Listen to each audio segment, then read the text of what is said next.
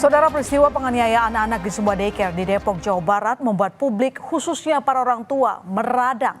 Daycare yang semestinya bisa dipercaya untuk menitipkan anak malah justru jadi tempat tak aman bagi sang buah hati. Publik pun makin dibuat geram karena pelaku penganiayaan ini merupakan pemilik daycare yang ironisnya dikenal sebagai selebgram parenting. Bagaimana bisa sosok yang dikenal kerap memberi info mengenai pola asuh anak malah menjadi pelaku kekerasan pada anak itu sendiri? Ya saudara, inilah sosok pelaku bernama Meita Irianti atau di media sosial akrab disapa Tata Irianti. Meita ini merupakan pemilik dari Wenson School Indonesia di Depok, Jawa Barat.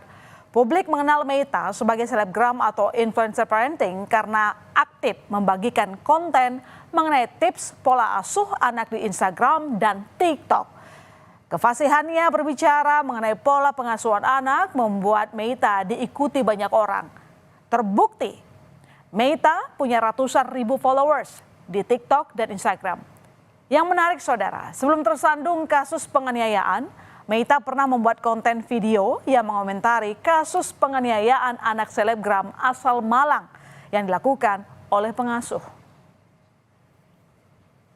Dititipin itu lebih baik dititipin ke keluarga sendiri itu. Memangnya tidak ada keluarga yang dititipi anak kemudian bermasalah. Memangnya tidak ada anak yang dimong ibunya sendiri kemudian bermasalah. Memangnya tidak ada daycare yang dititipi anak itu kemudian bermasalah. Ya tentu ada. Pasialnya itu kita ada gitu. Tapi kita nggak perlulah menceritakan keberuntungan yang lagi ada di diri kita kepada orang yang lagi kena musibah. Minimal kalau kita nggak bisa berempati ya minimal diem lah daripada itu menyakiti orang yang lagi kena musibah ini.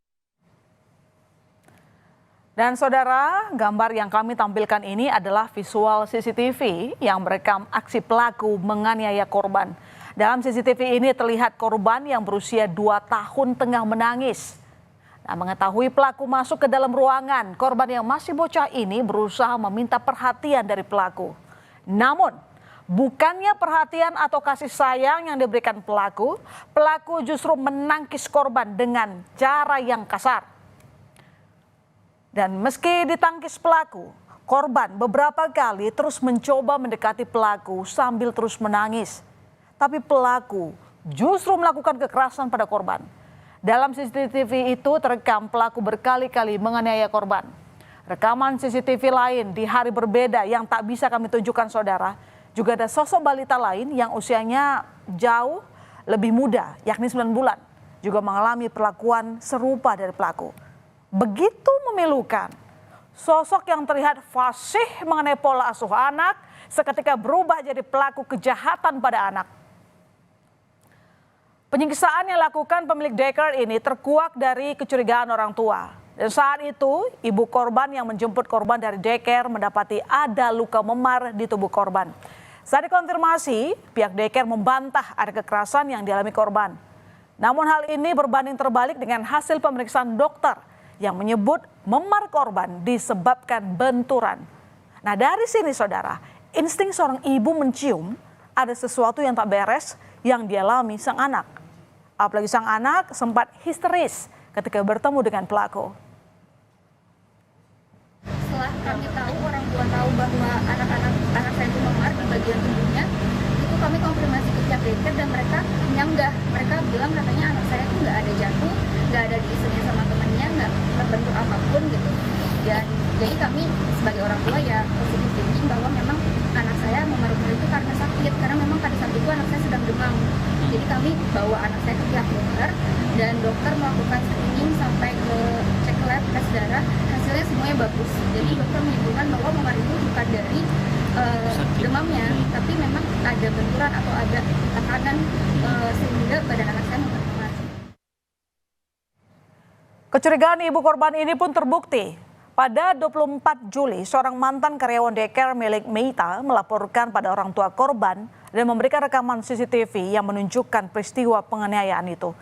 Berdasarkan rekaman CCTV, pelaku terlihat melakukan kekerasan pada 2 anak balita di tanggal 10 Juni dan 12 Juni. Betapa hancurnya orang tua korban mengetahui hal ini. Orang tua korban segera melaporkan tindakan kekerasan pada anak ini ke Polres Depok. orang yang melaporkan, yang staf di sana. Karena disampaikan anak ini kalau ngelihat si pelaku katanya terus teriak histeris. CCTV sudah, jadi CCTV ini diberikan dari staf daycare yang melaporkan kepada kita, sudah kita simpan dan sedang kita analisa. Selain melapor ke Polres Depok, salah satu orang tua korban yang lain juga ikut melaporkan kasus penganiayaan ini ke Bareskrim Polri. Sambil menangis, ayah korban mengungkap jika sang anak yang masih berusia 9 bulan mengalami kekerasan yang menyebabkan beberapa bagian tubuh seperti kaki dan telinga terluka. Ia pun tak bisa membayangkan bagaimana dampak kekerasan ini pada tumbuh kembang sang buah hati. Pernah ada suatu ketika kaki anak saya, kakinya seperti keseleo atau kesandung salah satunya. Jadi kalau Anda berjalan kakinya tidak mantap, nah seperti itulah.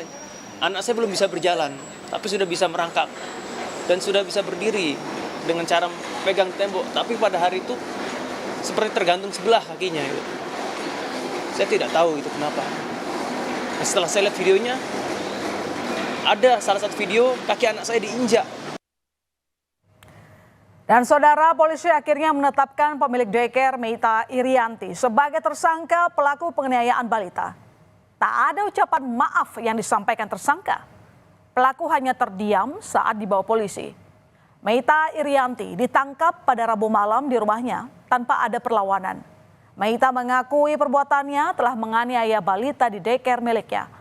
Polisi menyebut ada 2 anak yang menjadi korban penganiayaan, yakni usia 2 tahun dan 9 bulan.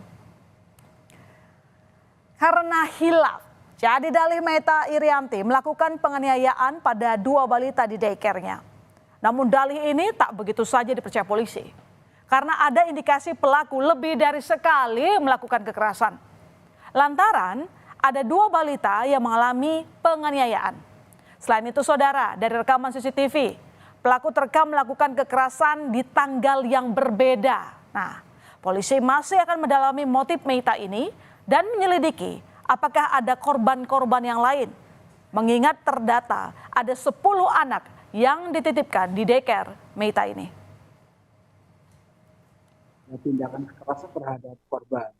Lalu dari CCTV ada 3 CCTV yang kita lihat di tanggal yang berbeda. Sehingga ini kita menduga ada beberapa korban yang mungkin masih belum terungkap.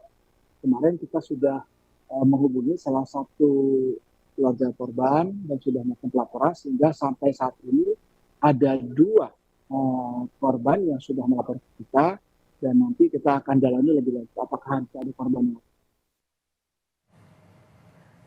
Salah satu guru daycare milik Meita menyayangkan kasus yang tengah membelit Meita. Guru yang minta identitasnya dirahasiakan ini saudara menyebut Meita punya 2 kepribadian berbeda. Di depan orang banyak, terutama followersnya, Meita menunjukkan kepribadian yang bijak dan kerap memberikan wejangan. Namun setelah kasus penganiayaan ini terbongkar, sosok lain dari kepribadian Meita juga ikut terkuak. Perilaku Meita justru tidak mencerminkan sebagai influencer parenting. Buntut dari kasus penganiayaan balita di daycare ini, Dinas Pendidikan Kota Depok merekomendasikan penutupan daycare Wensen.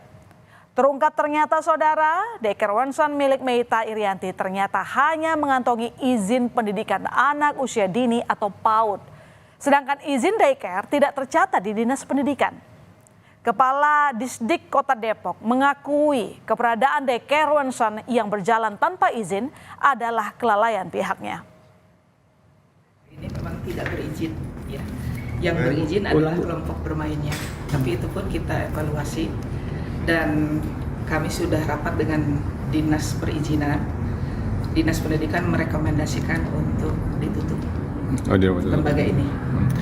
Kelemahan kita bersama nih, kontrol masyarakat juga luput gitu ya.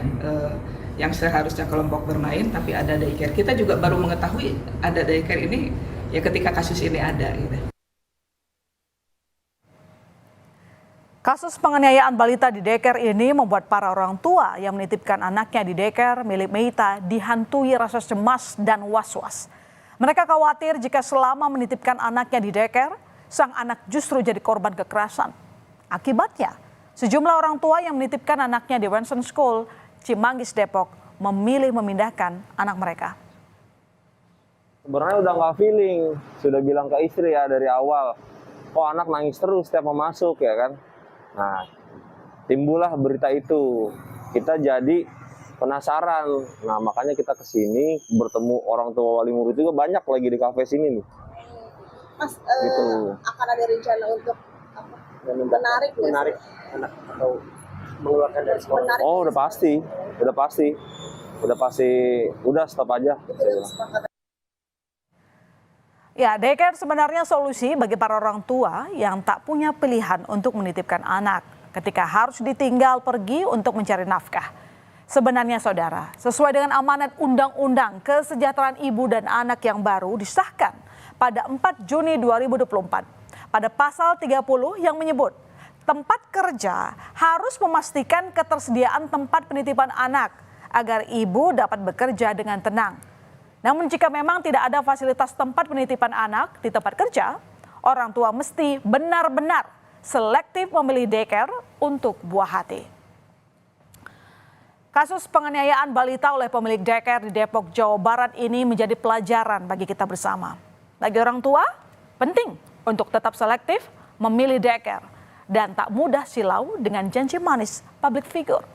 Dan bagi pihak-pihak berwenang, kasus ini harus jadi evaluasi dalam melakukan peran pengawasan. Karena jangan sampai anak yang lagi-lagi harus jadi korban. Saudara, usai jeda informasi berikutnya di berita utama viral di media sosial, sopir angkot mematok tarif Rp50.000 per penumpang. Tindakan sopir tersebut lantas membuat warga resah. Selengkapnya, berita utama segera kembali.